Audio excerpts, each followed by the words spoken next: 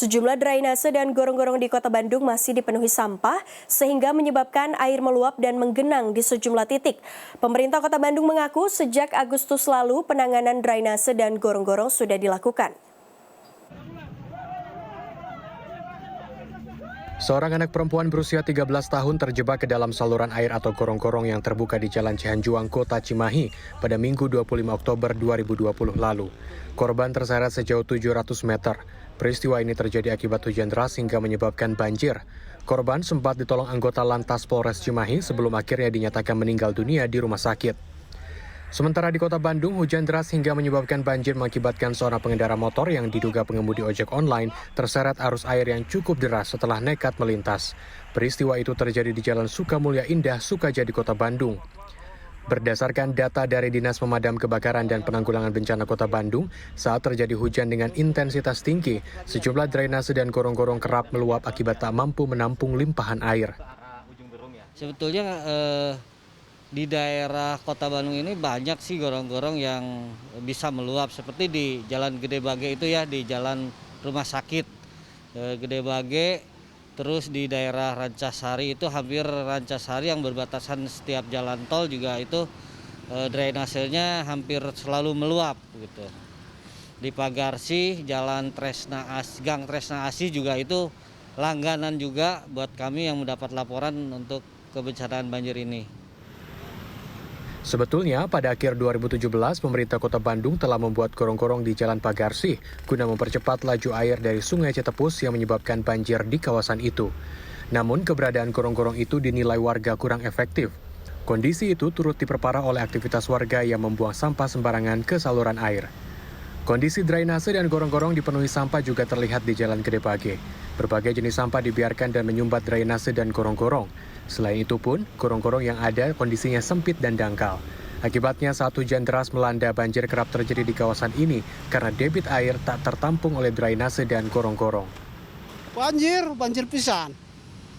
Di sini mah gede malah ke jalan. Kadang-kadang kan motor nggak bisa jalan di situ. Itu bisa banjir kenapa sih, Pak? Nggak tahu. Mungkin kegedean emang banjir. Nah ini Pak, kalau saya lihat solokannya banyak sampah. Ini Iya. sampah udah berapa hari ini? Ini satu kali hujan juga penuh gini. Kepala Dinas Pekerjaan Umum Kota Bandung Didi Riswandi membenarkan bahwa kondisi drainase dan gorong-gorong Kota Bandung masih terus diperbaiki, di mana dipenuhi sampah dan sedimentasi. Dari sekian banyak gorong-gorong di Kota Bandung, ada 6 titik yang menjadi perhatian khusus Pemkot, yakni kawasan Pasteur, Gede Bage, Lewi Panjang, Cibaduyut, Kopo, dan Cikadut yang kerap menyebabkan genangan air. Selain dilakukan pembersihan, Didi mengatakan ada cara lain yang tengah dilakukan Pemkot Bandung untuk menghindari luapan dari drainase dan gorong-gorong di sejumlah titik. Itu sudah ada tim khusus gitu ya, ada tim untuk pembersihan gorong-gorong URC gitu. Di luar itu kita sekarang mulai fokus penanganan genangan ini diarahkan bukan dialirkan tetapi diresapkan gitu.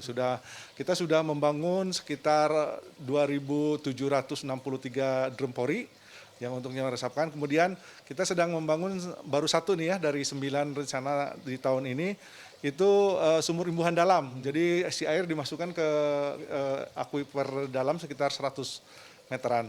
Jadi sehingga tidak dialirkan lagi gitu. Oh begitu. Jadi memang fokus utama tidak dialirkan tapi diresapkan. Ya, diresapkan karena itu pertama lebih sustain, yang kedua juga sebenarnya di kapasitas pengaliran di hilirnya juga sudah over gitu ya. Jadi nggak mau kita harus resapkan.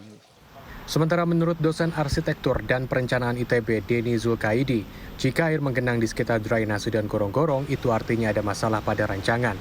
Denny membenarkan pembersihan memang harus dilakukan secara berkala, akan tetapi mengukur kapasitas drainase dan gorong-gorong menjadi penting. Satu, kita harus kembalikan lagi ke kapasitas desain. Ya, kalau kapasitasnya buat 10 meter kubik per detik, ya kembalikan lagi. Jangan tinggal jadi 2 gara-gara terisi sampah. Nah, tapi yang kedua, memang harus dihitung kembali sebetulnya berapa kapasitas drainase yang harus disediakan di Kota Bandung. Kalau misalnya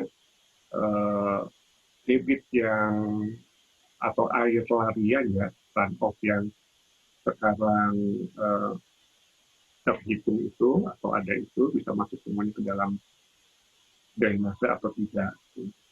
Nah, kalau misalnya tidak masuk, maka harus diusahakan menampung air sebelum masuk ke drainase.